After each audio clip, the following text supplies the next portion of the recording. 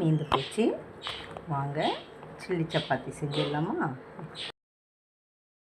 சப்பாத்தியை அழகாக ஸ்லைஸாக கட் பண்ணிக்கலாமா? அழகாக க்யூபாக கட் பண்ணிக்கோங்க. இது மாதிரி நீல வாக்கில் கட் பண்ண வெங்காயம், நீல வாக்கில் கட் பண்ண தக்காளி, நீல வாக்கில் கட் பண்ண கேப்சிகம், கொஞ்சமாக பச்சை மிளகாய், கொஞ்சமாக கருவேப்பிலை போட்டுக்கோங்க. எண்ணெய் விட்டு சோம்பு போட்டுக்கோங்க. இதில் பச்சை மிளகாய், வெங்காயம், தக்காளி,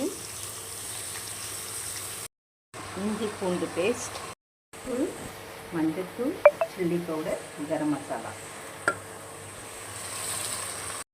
நல்லா வெங்காயம் தக்காளி வதங்கின பிறகு கட் பண்ணி வச்சுருக்க கேப்சிகம் போட்டுக்கோங்க. ஃபஸ்ட்டுலேயே போட்டிங்கன்னா ரொம்ப வதங்கி குழஞ்சி போயிடும். க்யூபாக கட் பண்ணி வச்சுருக்க சப்பாத்தியை கொட்டிக்கலாம்.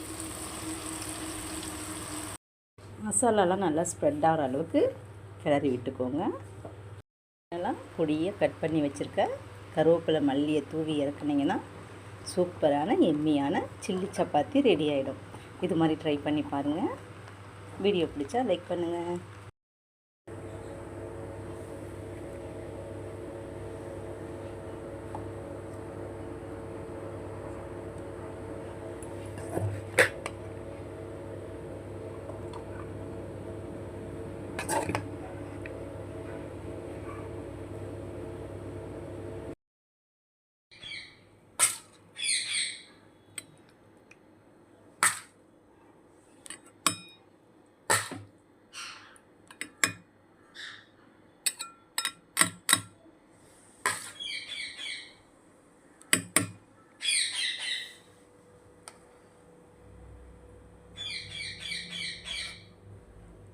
இன்றைக்கி லஞ்ச் பாக்ஸுக்கு சில்லி சப்பாத்தியும் ஆனியன் ரைத்தாவும் தான் வச்சுருக்கேன்.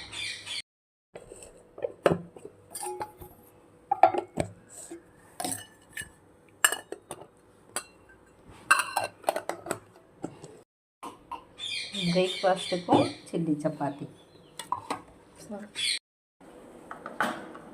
இது சாப்பிடுங்க.